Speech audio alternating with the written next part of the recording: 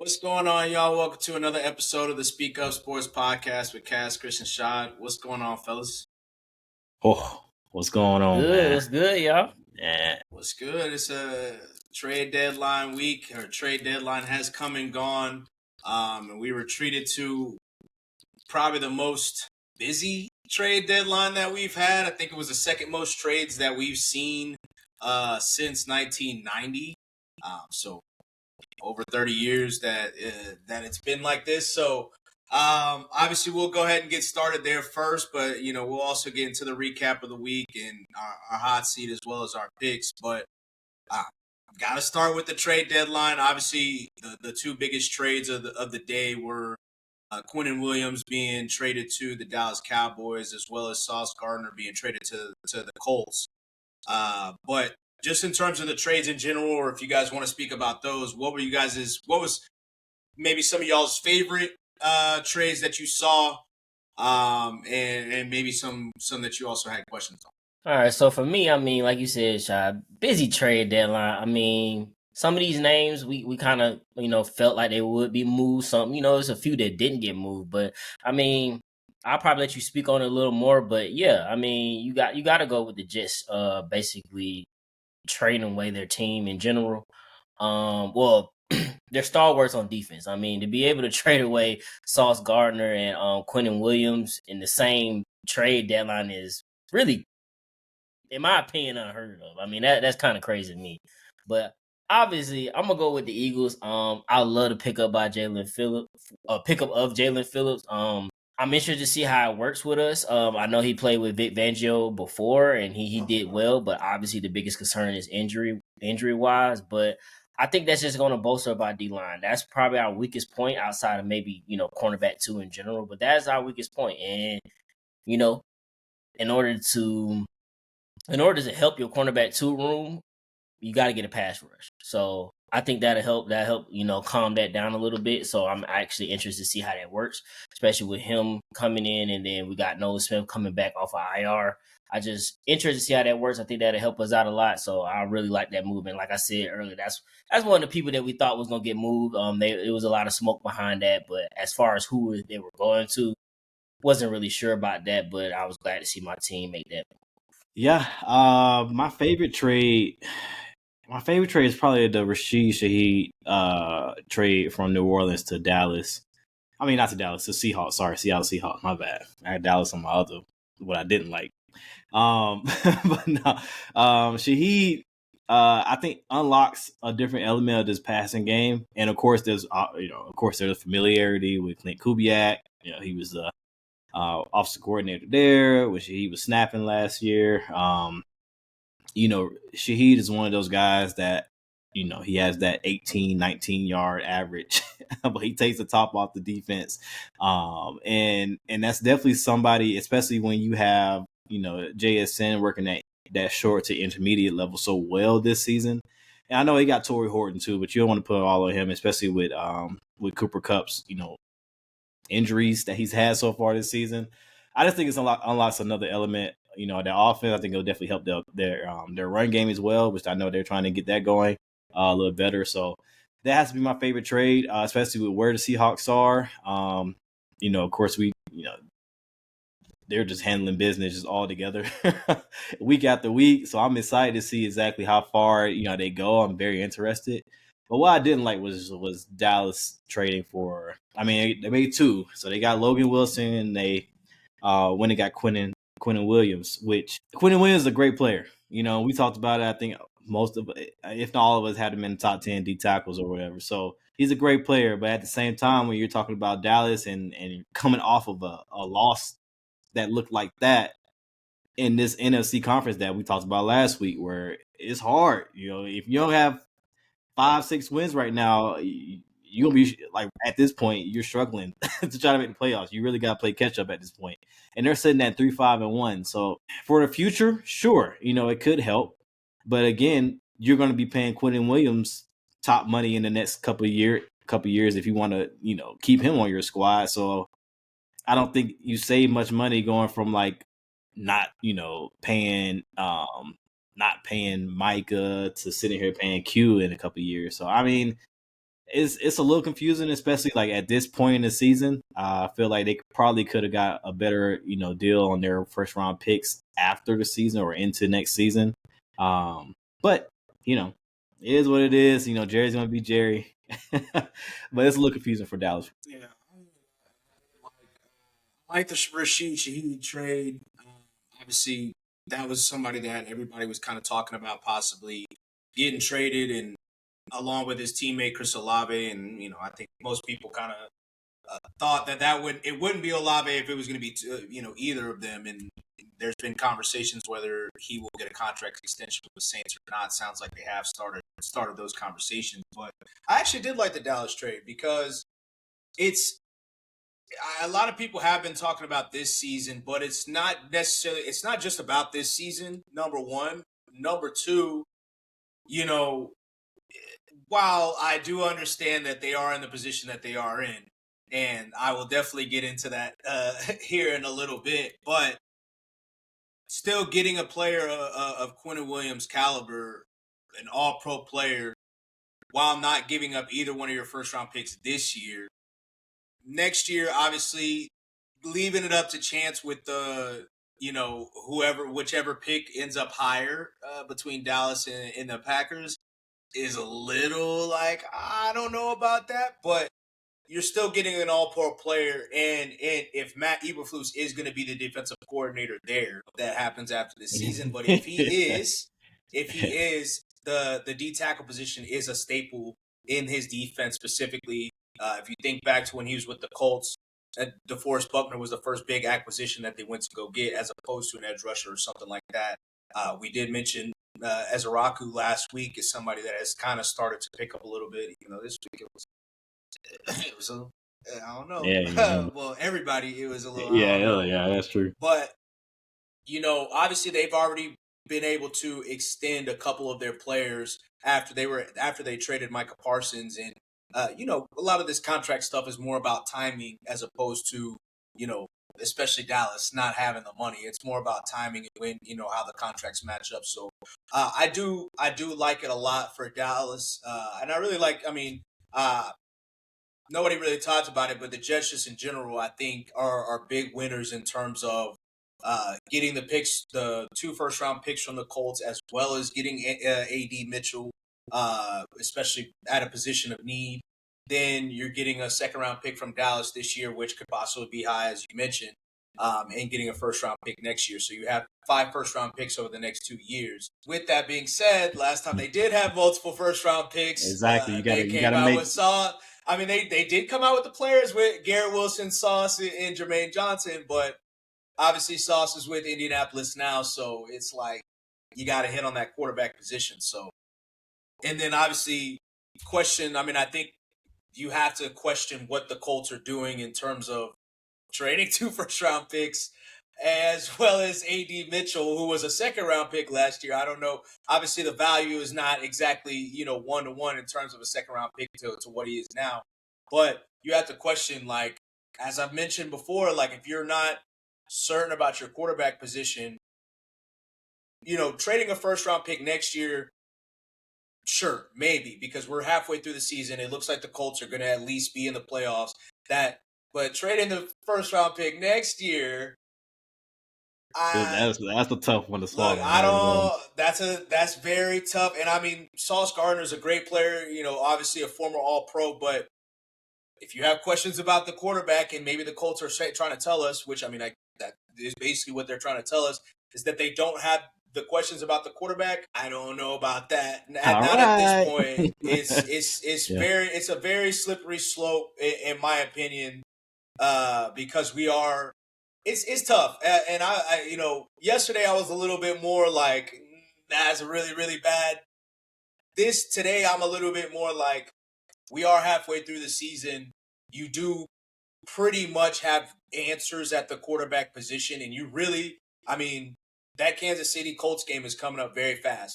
And Daniel Jones has a great game. That is your answer. Like, point blank period. You don't have to worry about you don't have to wait till the playoffs to get there. But if he doesn't, now you really gotta wonder there. So It's very dicey, but I mean it's a roll of the dice that I guess they decided they wanted to do. I don't know how you go from we were about to get Alante Taylor to Sauce Gardner, but ultimately, like I said before, I don't know how you trade a future first with uncertainty at the quarterback position. They are a little bit closer, maybe because we're mid-season.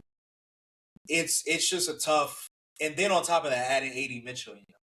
Yeah, I know. As a fan, now that before I'm speaking, not as a fan, adding in the A.D. Mitchell really hurt my soul. But that is, I mean, it's a lot, and it's a lot. That is the ultimate. Like, we'll see. I mean, you're coming off that game. I know it's just one game. He's had a good season, but the whatever you thought about Daniel Jones going into the season reared his head pretty ugly in that Pittsburgh game. They hope to never see that type of game again. And of course, it was a good game plan and all that. But the timing is very interesting about it all too. It's like he has that 6 turnover game, and then boom, we're handing the keys to you. All right, Actually, I thought about that, but I would say that makes because I think that's been the conversation a lot, is that it reared its ugly head. None of those turnovers were Daniel Jones, except for there was one interception that he had that was Daniel Jones. The rest of that is the Steelers D line was eating the Colts D line's lunch. And that's even your after fault, that, by the way. Even after that, what do you mean? I mean, I don't want to hear. For sure, your fault. Hey, you were rubbing smut. You were rubbing smut last week on. Hey, I did say it was going to be a close game, and then the Colts were going to take off. But hey, that didn't happen. The reason that I would say I disagree with that, because of the way the turnovers happen. Obviously, like the last turnover he had. I mean, if you want, that is on Daniel. But they were down. It's like 2 minutes. It was out, left. yeah. It is what game it was is. over. But I would say for the Pittsburgh Steelers to have 6 turnovers, and it was still a 7-point game in the end, they still put up 20 points. I think they were before the first turnover. I mean, or before the second turnover. Let's say before the second turnover, which was a sack fumble in Pittsburgh territory. I mean, the Colts were very on their way to pretty much dominating that game. Steelers couldn't get I don't think they had a first down until like maybe right before halftime or the second, or like midway through the second quarter. And that's why I think they felt more confident, because it's like, even though he was having that bad of a game, the offense was still able to produce, and it wasn't just now. We'll have to see this week. We'll have to see, because that's why I said last week it's the most important stretch, because if you do have a bad game, now it's gotten kind of doubly important that if Daniel Jones doesn't bounce back this week, especially in a Germany game or in an overseas game where the games are always fucking weird.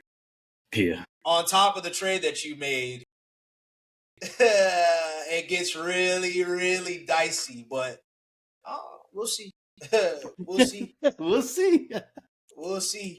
That's off-season problems, but right now they got solved, so it is what it is. But with that being said, outside of the trade deadline, obviously we also had games last week. One of the biggest games, I guess, we saw the Colts got pretty dominated by the Steelers. We also saw the Lions, lose to the Minnesota Vikings. We saw the Chiefs go down to the Buffalo Bills. What was you guys' biggest takeaways from last week's games? Just the sheer parity of the NFL, like you just said. I mean, going into that week, I mean, if you were to ask any one of us, we probably would have told you, hey, Green Bay gonna win that game. I mean, shout out to the Panthers for being able to, hold Green Bay at bay and keeping a low scoring game and winning that game. But I think the bigger game, I mean, hey, shout out Caleb Williams. That was a shootout, man. I don't know if that say more about their defense. Is very bad too, clearly. But I mean, being able to put up that amount of points in general in an NFL game, regardless of who you're going against, that's saying something. And maybe he's turning the corner. But I mean, I like how that offense was looking. I mean, you can say that little luck at the end, but hey, that's a good tight end they drafted. Like you say, he got hit on your draft picks. Picked him in the first round. He delivered for them. So I got to shout out the Bears and Caleb Williams. That offense is trying to get something going. So shout out to them. The end zone view of that throw he made to Colston, that was a dot by Caleb. Gotta give him credit. That was a dot. And poor tackling on the other side. Terrible tackling. His poor tackling. But that was a dot. So I mean, and that was a huge spot because you really could have these guys came back so quick. You could have been in your head about it if you're Caleb, like, oh shit, now it's on me to kind of go out and try to win this game with seconds on the clock. But he did it, and that's what you want to see from a young quarterback. Honestly, that's exactly what you want. They have a lot to work on, though. The Bears do, and this game showed that. But can't apologize for a loss, like Ben Johnson said. A couple plays before that throw was looking a little shaky too. Yeah. It was a great showing of resilience. Yep, kept his head in it. No, I like that, Chris. For me, I'm gonna highlight Drake May. And he didn't have the cleanest of games. He had a couple of big mistakes. But you talk about resilience, he's one that still presses. He makes a mistake, he still goes out. He don't, you can tell he don't get too down about it. Now, one thing I will say about Drake May, to kind of not to put a damper on it, but he takes way too many sacks. Entirely too many sacks. His sack rate is above 10%. Close to 11%. He has 6 more sacks in this game against the Falcons defense, coming off of a game where you had 6 where you had 6 sacks before. That's not good, to put it simply. Especially with the concussion history.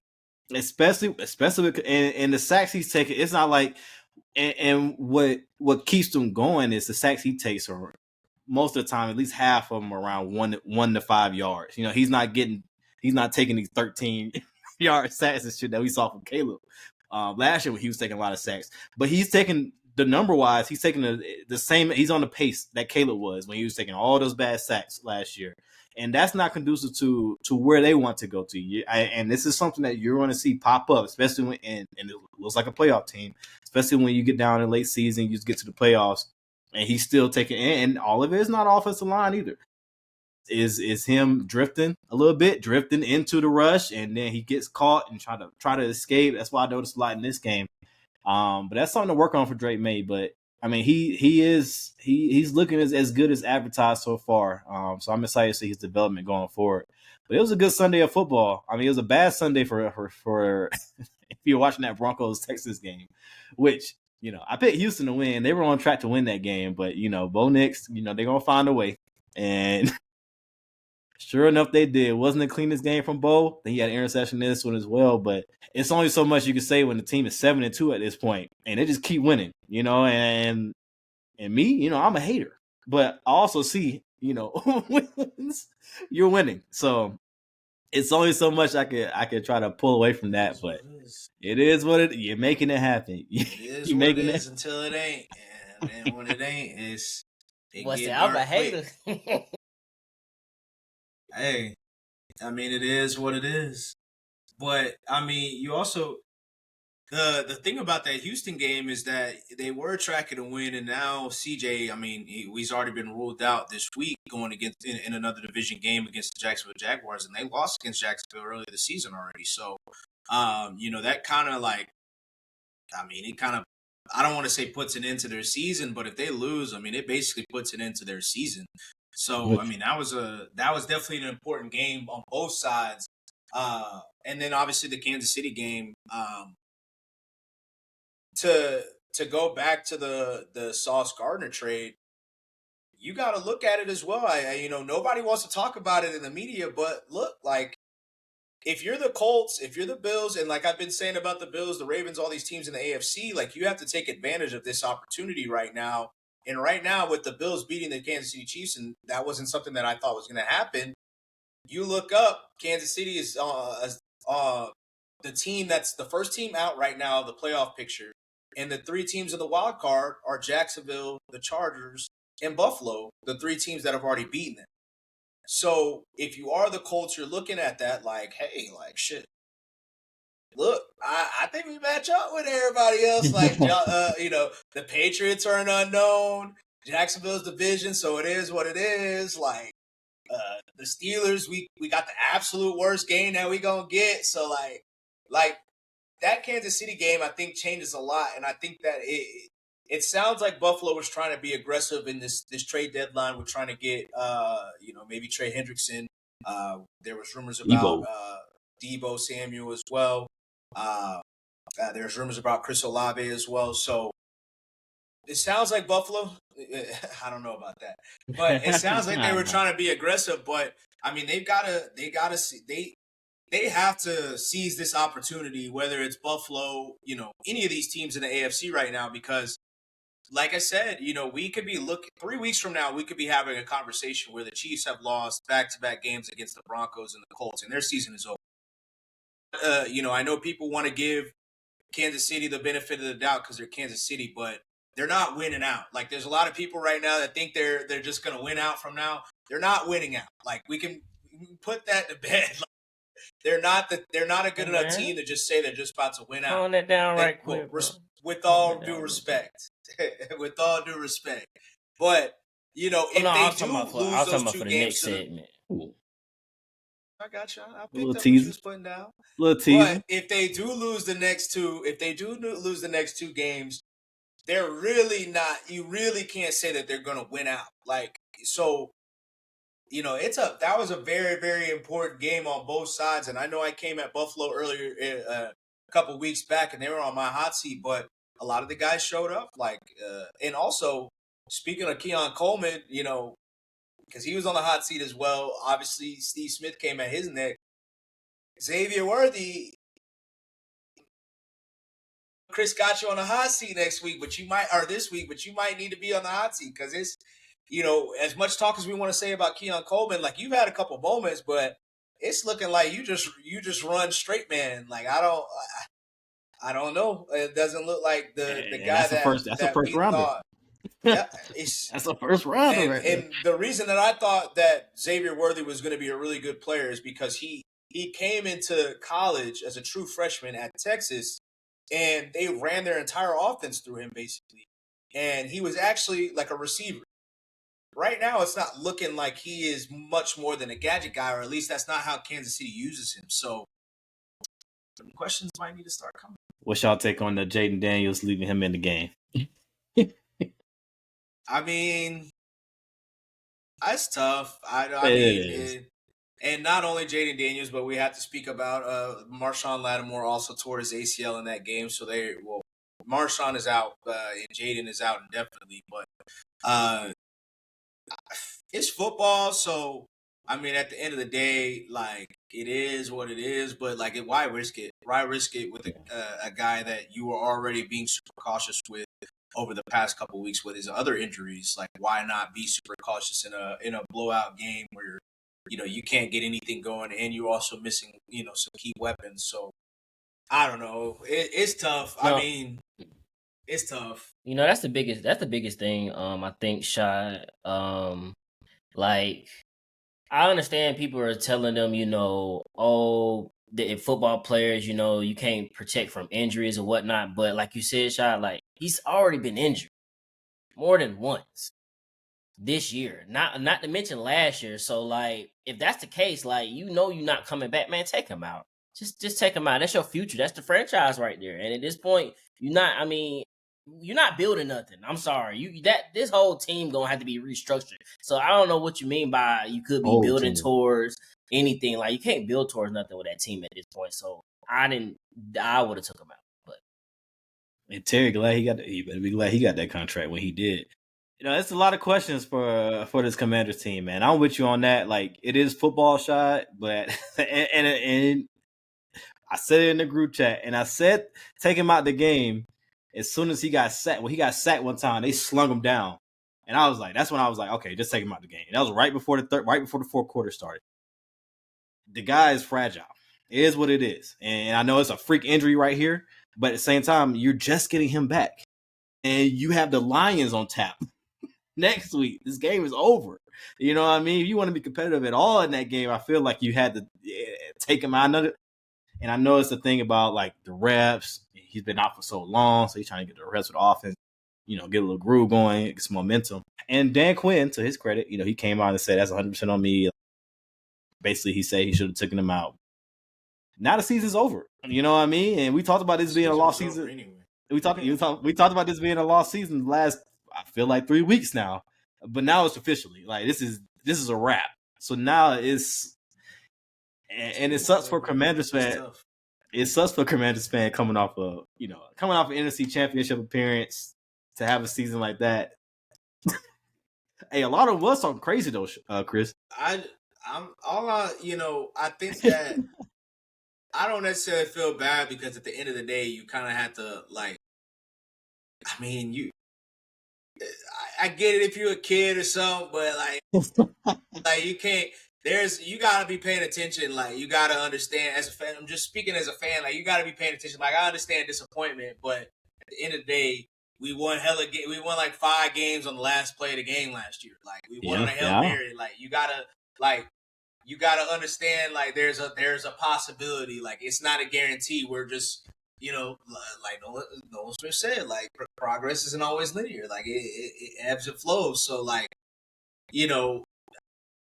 I think you'd be satisfied knowing that you have a guy at quarterback, and at the end of the day, you got to figure it out moving forward. They got to learn from their mistakes in terms of building with age and veterans, and try to actually build like a legit core around Jaden Daniels. That's mistakes that they got to learn from next year in this offseason. We'll see if that happens or that. But there's a lot of guys that probably are going to end up retiring anyway, so they'll probably be forced into. Well, I won't say retiring, but maybe I don't know. Von Miller, maybe Von, Bobby Wagner, Marshawn Lattimore. I'm not saying he's not old enough to retire, but Bobby ranked top linebacker now, so why would he retire? Ain't that right, Kevin?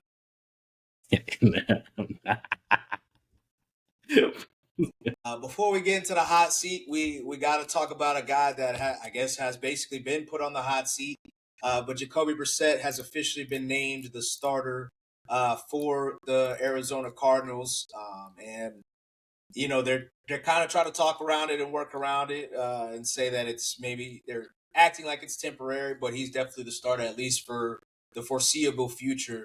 How do you guys feel about that move for the Cardinals, especially coming off the Monday night? If we being honest, it's just tough. It's tough sledding for Kyler, man. Because they went from like him supposedly practicing to possibly playing and possibly being an emergency to not dressing. Now he's on IR. That ain't no soft benching, man. That's straight up benching, if you ask me. So that's tough for him. And unfortunately, everybody's seen it. Like their offense looks a little better than what it was when he was there.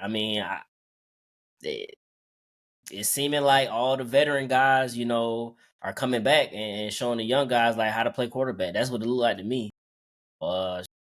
Sorry, Kyler. That's probably last year here. I don't know how they're going to get rid of him or what they're going to do, how they're going to do it, but there's no future there for him, unfortunately.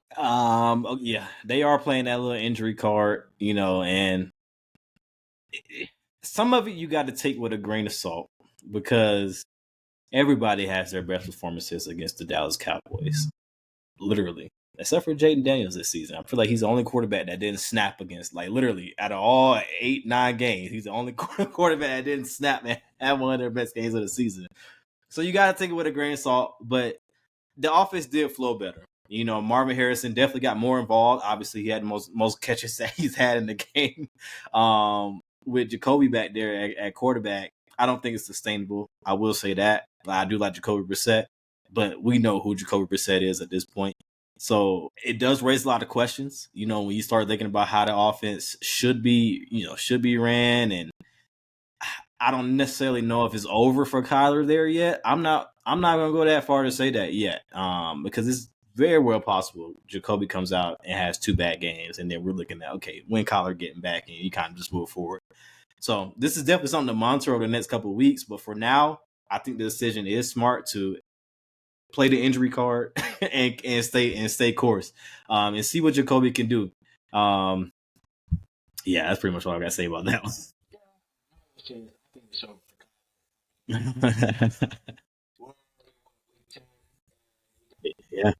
missing 4 more weeks, so you're not eligible to come back to at least week 14.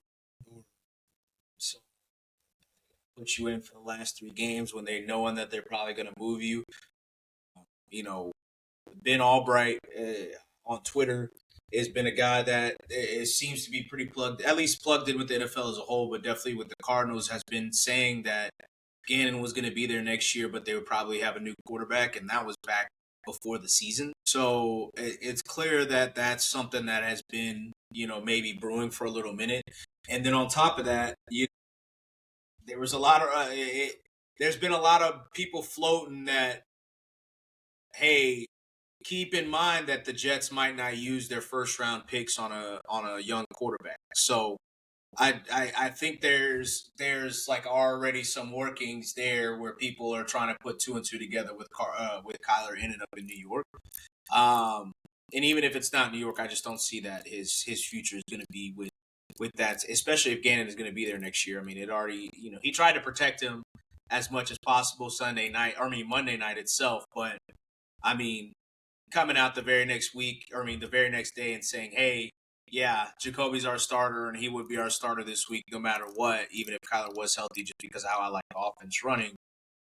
I mean, you might like Kyler, but I mean, that kind of is like, it seems like the kiss of death. So it's tough. I do think that Jacoby can finish out the season and have a really good, not a great season, but a really good season. It's a tough stretch coming up for them. So they got Seattle on Sunday. It's a tough stretch. But they have been playing well defensively, and they're clearly a good team, a well-coached team, and they'll get some guys, well, at least, they'll try to hopefully get Trey Benson back. I mean, they have weapons, like in terms of Marvin Harrison. Michael Wilson had a good one. It's the Cowboys, but Michael Wilson had a good game yesterday. And then Trey McBride is obviously, now that Tucker Kraft is out, it's him and Tyler Warren right now for the top 2 guys at tight end this season at least. So I can see him still having a good enough season to keep them afloat to where it's really like, yeah, I don't know. It's over with. We got to go for, I don't know who's going to be the next, I don't know who's going to be the guy, the next veteran quarterback, maybe Mac Jones, I guess. That'll be the hot commodity next year. So we'll see. He's at a crossroads though. He's definitely at a crossroads. Hey, maybe CJ Stroud. No, I'm just talking shit. All right, with that being said, let's go ahead and get into our hot seat for the week, man. Who you guys had last week and why? Who you got this week and why? Damn, who did I have last week? Oh, I'll go know like who that. I had the Steelers. The Steelers. They had the Steelers. You sure did. And they showed up. But so this week, like I kind of hinted earlier, I got the Chiefs. Specifically, I got their offense on the hot seat watch. I mean, yes, they won their game the previous week against the Commanders, but I think I had said something to Cass about it. I was like, if the Commanders actually had a real team, they would have fucking lost that game. That offense was not looking good against the Commanders defense that we all see is not good at all. They just could not take advantage of a lot of the opportunities. And that's kind of one of the reasons why I picked Buffalo this week, outside of the fact that they were playing at home. I just felt like if given those opportunities, I think they could cash in. And they did cash in. That offense does not look that good to me. It hasn't really been looking that good this whole entire year, even though the word on the street was, once they get Worthy back, once they get Rice back, it was just going to explode. And the one thing that they can't do right now, and they still can't do it, is run the damn ball.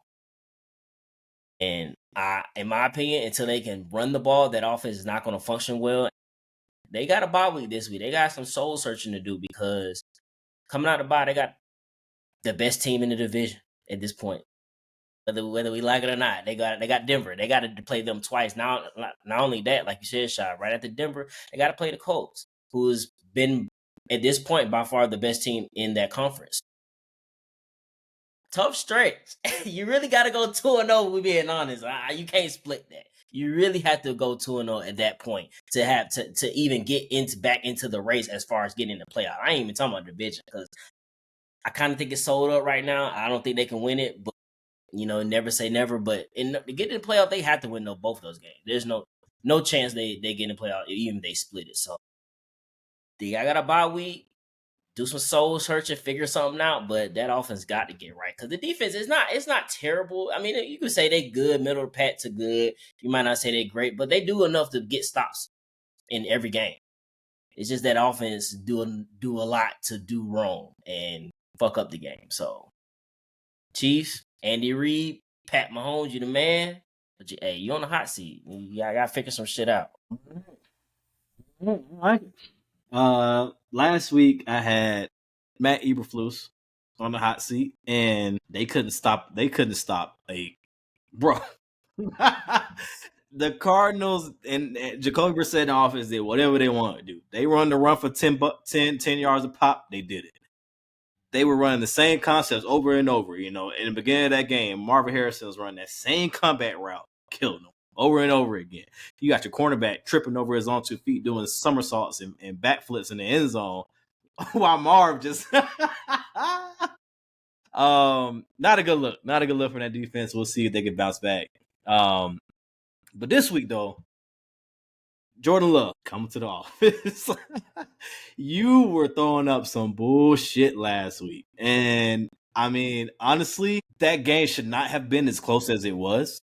That offense had no flow to it. Of course, if you look at the other side, they could the Panthers committed to running the ball, and they didn't really put the ball in Bryce's hands too much. So he barely got over 100 yards passing. But they were pretty much in control of that game a lot. And a lot of that was because of what you were doing, Jordan Love.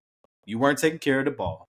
You weren't keeping the offense flowing and this is the type of stuff that people, people that don't trust you yet point to. That you have games like this, random ass games like this in the middle of a good season. A couple of games or a game after you had one of your best games like ever. So it's tough to fully put him on that pedestal, I should say. When this is still in him. This week you have an Eagles team coming off of a bye. They a little retool themselves. It's a tough test. You are at home. Let's see if you can handle business right here, because this is the type of game too, and we've seen it already. This type of game that'll make everybody forget, even though you still have that shit in you. This type of game that'll make everybody forget what you did last week. So let's see if that happens, Jordan Love. You're on a hot seat. See the picks here in just a little bit. So I guess I kind of had like a double, or I got quadruple in a sense hot seat because Michael Penix didn't play the week before, and then I had the 3 GMs last week. So Ryan Poles gotta win. I don't know if there's much that you could show right now, but did get a win, your first pick in the draft this season, made the biggest play of the game as well. Your first pick from last season, had a good game against one of the worst defenses in the league. As we mentioned, a super resilient. I'm not trying to take a shot, but as we mentioned, a super resilient game that they had. Obviously got an opportunity to go against a division opponent. Your quarterback comes in and he has a solid game. I don't want people to mistaken it for a great game, and I don't want to mistaken it for a bad game. It was a solid game that he made some good plays here and there, especially at the end. Obviously made some of the throws to seal the game for him. But there's still going to be some questions. We have to see the consistency, but it does seem like the team is behind him. And then obviously Terry to end it, tough loss, but once again, you did get benefit from your first round pick having the best game of his career with Jalen Walker. Obviously, in his short career because he's been hurt as well. But there's still a lot of questions, and then Michael Penix was solid. I don't want to mistaken it for a great game or mistaken it for a bad game. He just like JJ was very solid with some great plays from his receiver. Really, that's it. That's it. And as Cass mentioned, Drake May was definitely trying to keep them around too, so definitely taking advantage of that. But like I said, there's not too much that the GMs could show at this point. And then Michael Penix coming off of an injured game and then playing solid against I don't want to say rival, but like rival quarterback in the same draft class. Solid performance. But on my hot seat this week, I'm going back to the player side of things, and I got Dak Prescott. Dak Prescott, tough game on Monday Night Football. Very, very tough game. Obviously, I thought the Cardinals would win. I thought they were going to win with Tyler, but they won anyway. But that was a game at home that you guys got smacked, and that doesn't really happen to Dallas, especially over the past few years. They've been a very excellent home team, but I think the Cardinals have had like 20 home or Monday night games over the past like 15 years or something, and the only ones that they've won are all against the Cowboys. Which is crazy. That is a crazy stat. I don't know if that's the exact, but I do know that there are only 4 wins against the Cowboys. But with that being said, 1 touchdown and 3 interceptions over the last 2 games, going against obviously the Cardinals on Monday night and then going against Denver last week, and another game that you guys got waxed. At this point in the season, 0-4 and 1 with the tie being against Green Bay, against teams with winning records. That has been, earlier when we asked who we all thought was an MVP, somebody said that they thought it was Dak thus far in the season. There's been a lot of people that have given Dak kind of the credit over his past 2 healthy seasons, this one and 2 seasons ago, of being an MVP type candidate. But in my opinion, I've always been like, look, Dak has always been great against when the Eagles aren't good. He's great against the Eagles and the rest of the division. He's always great against the rest of the division. When the Eagles are good, he might have a decent game at home, but they typically lose those games when the Eagles are good. Against playoff teams, especially maybe they catch them early when they're trying to figure it out and he gets those wins then. But down the stretch, it seems like, every single year when they start playing those better teams, they come up short. And then obviously including into the playoffs. I'm not saying you're a bum like Draymond, because I think that is very unfair, especially, I don't even want to get into that. But at this point, you're at a point in your career where you are firmly at the tail end of your prime, and maybe for quarterbacks where they kind of have that second prime in their later 30s, maybe you are a quarterback that ends up having that, but you kind of have to decide what type of player you're going to be. The Cowboys move forward with you as opposed to Micah Parsons as kind of like the face of their franchise earlier in the offseason. It's something that Jerry has mentioned multiple times because they thought you were the guy that was supposed to be worth it. And, ultimately the Cowboys haven't been into the, everybody talks about it, how the Cowboys haven't played in the NFC Championship, and basically every other team in the NFC but the Cowboys have since they last played it. That's on Dak. That's on the quarterback. That's on everybody involved. But the quarterback that's getting paid as much money as he is, that's supposed to be an MVP candidate, you have to show up. So these games over the next few weeks, you're on a bye week. Next week, you're going to play the Vegas Raiders, who aren't a very good team. You're probably going to light it up like you typically do against teams that aren't very good. People are typically probably going to talk about you because they always talk about the Cowboys, and they have to meet that Cowboy quota. But after that, you got Philly again, which you did have a pretty good game in the beginning of the season, but ultimately didn't come up with the results. Kansas City, then you're at Detroit. Minnesota, I guess we're going to count them in because if they can beat the Lions like they did, we'll count them in there, and then you got to play the Chargers. So that's a stretch after Vegas where you play nothing but good teams or teams that people respect in Minnesota. So this is an opportunity. If you go over, the Cowboys that just made this investment in Quinnen Williams will be looking at you like, maybe we should go get Kyler Murray, who's the greatest high school football player in the history of Texas that everybody virtually loves in Texas. Maybe that starts to become a very strong conversation. Maybe they start to talk about, hey, maybe we should just blow this all up. We got 2 good receivers. We got a D tackle. Let's trade Dak for a boatload of picks to the Jets and get our picks back, basically. So those conversations could possibly start to happen, and it starts with this upcoming stretch. So Dak don't have a game this week, so you'll kind of be on the hot seat burning for a couple weeks here, but we need to see it. We need to see it against these great teams, these better teams in the league, not against just the tomato cans. So Dak, you're on the hot seat this week, and we'll see what you got. I like it. We shall And that whole see. another Monday night game. Crazy. Look, You know it. And I don't know. We still don't know about Jacksonville, but the Raiders did look a little better last week, and they probably should have won last week as well. But Brock so Bowers. Brock Bowers is finally back. They finally traded Jacoby Myers as well. And so maybe we'll start to see more of their young receivers that they got. They obviously brought in Tyler Lockett. So Thornton kind of has become the healthy scratch. But, maybe the Raiders are something that's a little bit more viable now that they know that they're not doing any more trades and anything like that. The team says. We shall see. But let's go ahead and get into the picks for the week. What were we looking like, Cass? We'll go ahead and get our last week, and we'll go ahead and get to Thursday night. All right, man. Last week, good weeks for the both of you. I'm falling behind. I need a 6-0 week badly. But last week, we all picked Baltimore. We all picked Indianapolis. We all lost on that one. You two end up picking Arizona, so you got that dub. We all picked Seattle. But Shy, what made it different? You picked Kansas City. Chris picked Buffalo, and then Chris picked Houston, and you picked Denver. So that's kind of how it ended up on the season so far. And my 2 wins is just Baltimore and Seattle. So on the season, I'm at 24. Chris, you at 32 in the lead still. Shy, you at 29. You on the heels. Let's get into the first game of the week. Tomorrow we got the Vegas Raiders that we've been mentioning going against the Denver Broncos that we've been mentioning as well. Damn, I didn't even really think about that. Denver's got that little extra rest too, so Kansas City don't. Next week we'll talk about it.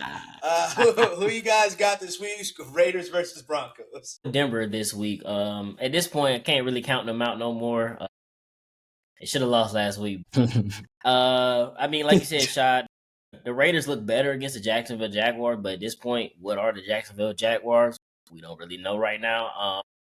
So I think they're getting their stride back, especially with having Brock Bowers come back into the lineup. So I think that's going to help them. But right now, I'm gonna have to give the edge to Denver. They just been playing like the better team throughout the year. Last week didn't look that good, but that's just how they've been winning. So I don't see no way to think otherwise. So I'm gonna roll with Denver with this one. Yeah, that's where I'm at with it. Like I mentioned earlier when we started, it's only so much hating I can do. All right, especially against the Raiders, I can't just pick against Denver in this. So I got Denver. I think they're at home too, so they should win this one. But you'll see. Division game.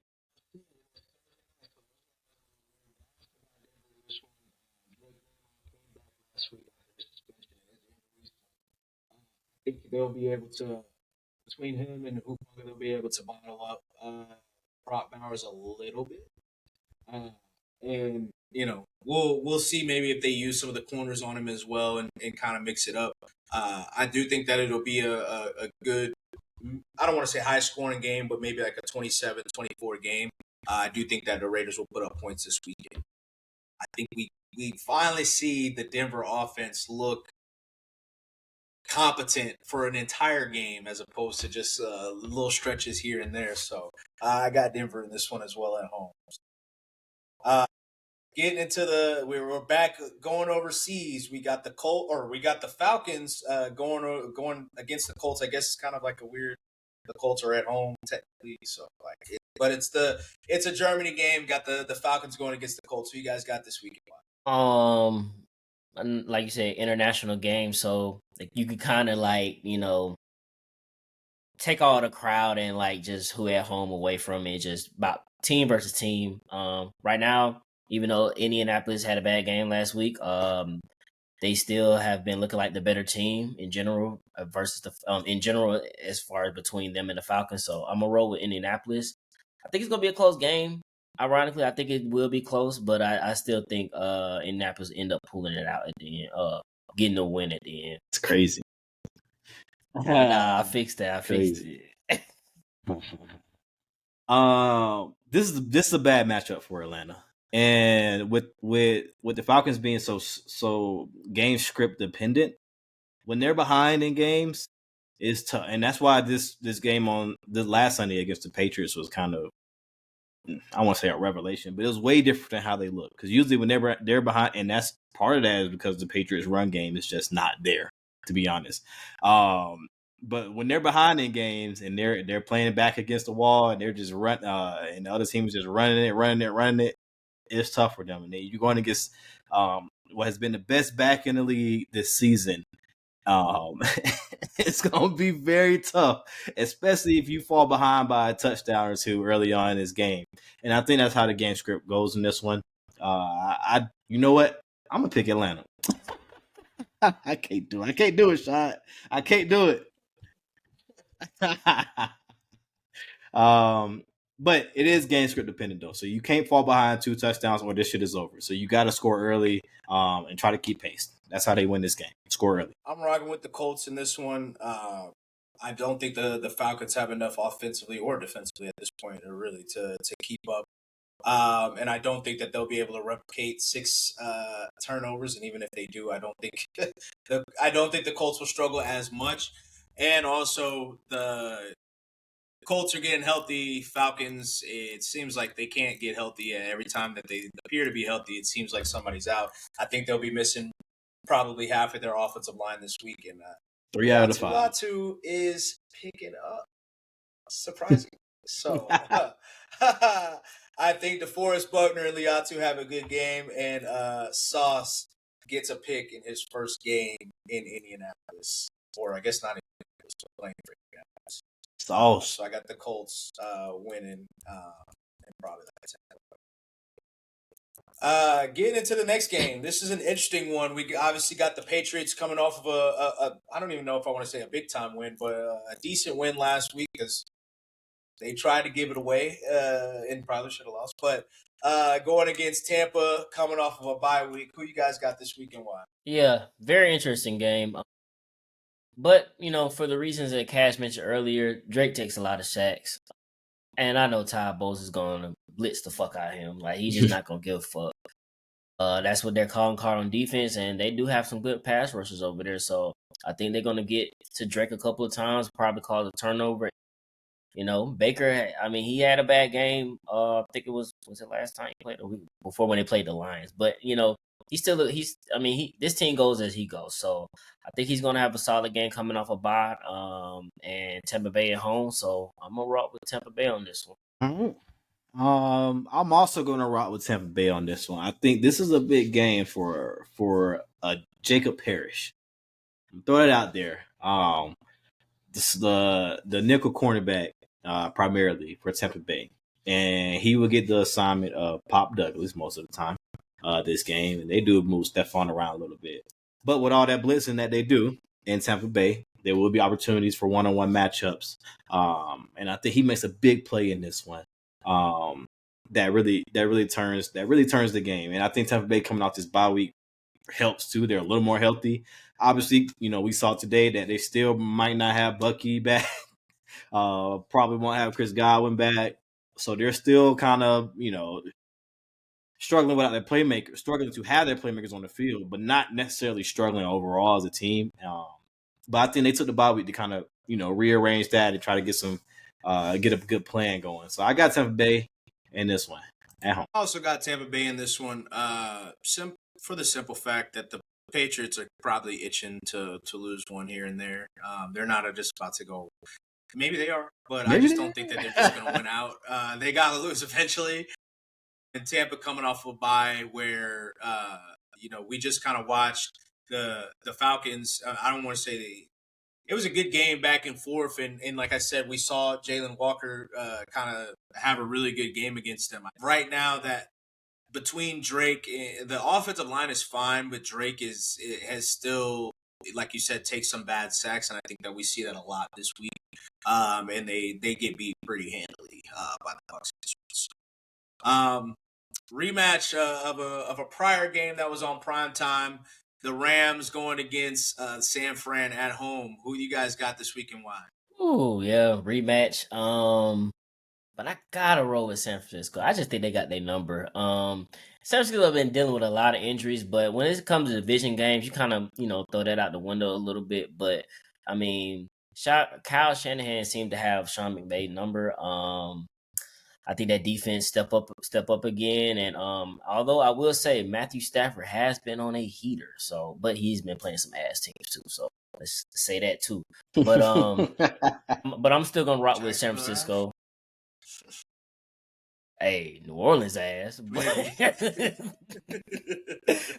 Hey, I will rock with San Francisco. I think Christian McCaffrey have another big game against them. I'm gonna go with the Rams on this one. I mean, this honestly could go either way. I would not be surprised.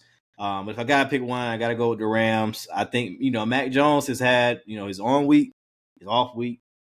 He was on last week for the majority of that game. I think he has an off week this week, and I think Jared Verse can make some noise getting to him, and I think they get an early pick, and it kind of just snowballs a little bit from there. So, yeah, the Rams. I'm also going with the Rams in this one.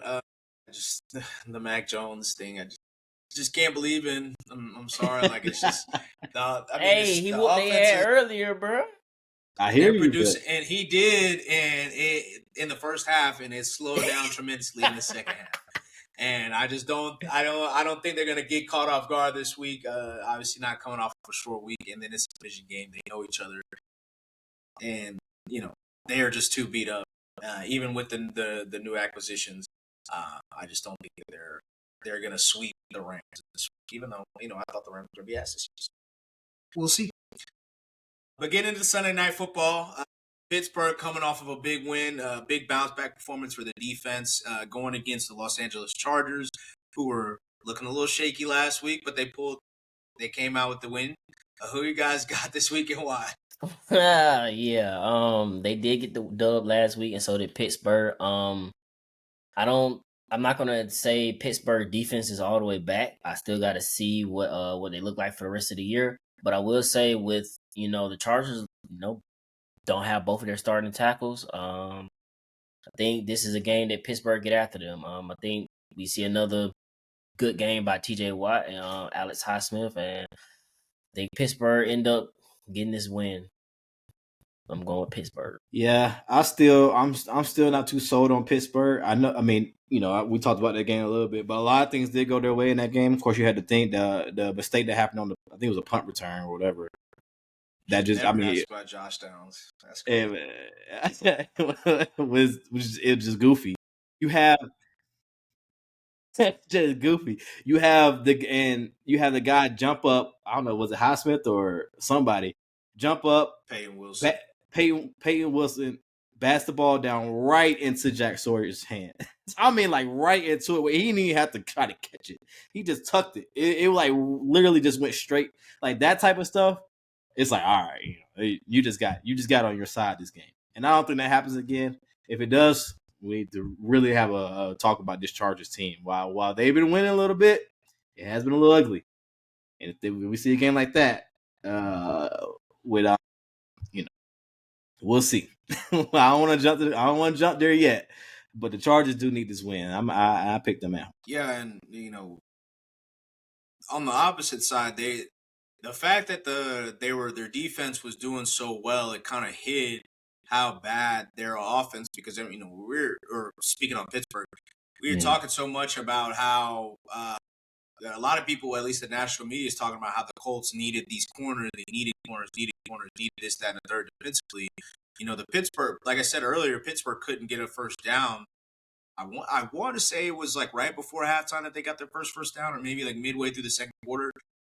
DK was, he's basically like their only weapon in the pass game right now. I guess they're trying to, lean in a little bit more to Darnell Washington, but that offense still has some things to figure out. And the Chargers on the opposite side, they just lost Joe Alt for the season, so losing, that's both their tackles out for the season, and a guy that switched over to left tackle and still wasn't able to stay healthy the whole season. So very tough.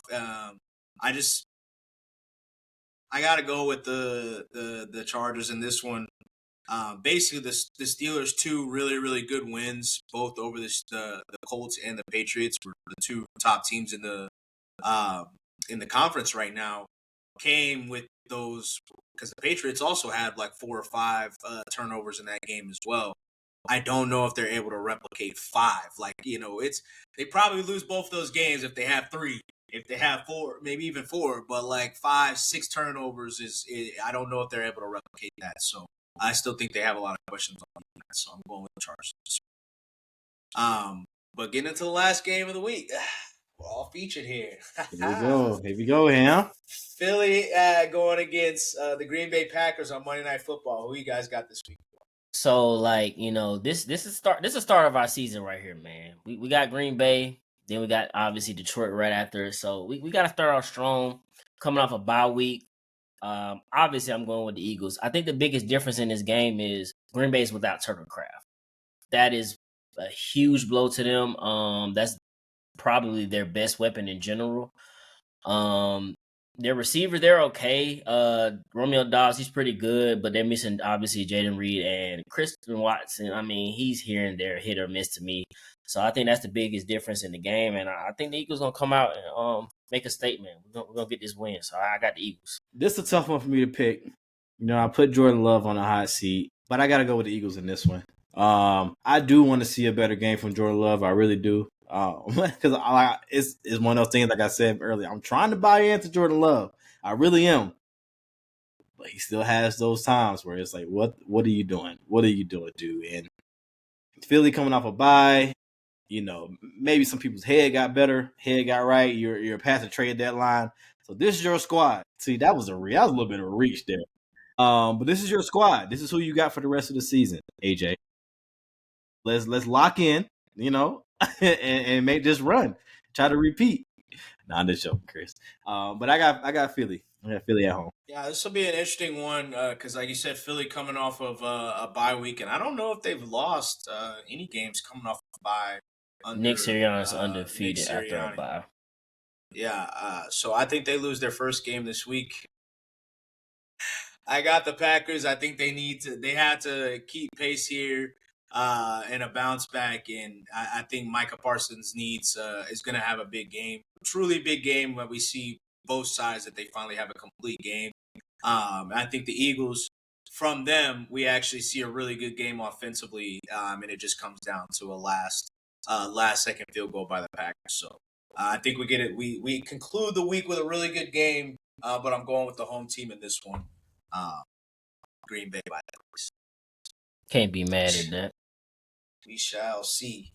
But with that being said, that gives us a wrap for another episode of the Speak Up Sports Podcast. We will see how these teams play out this week and how everybody starts with their new teams. And we'll catch y'all next week. Sir.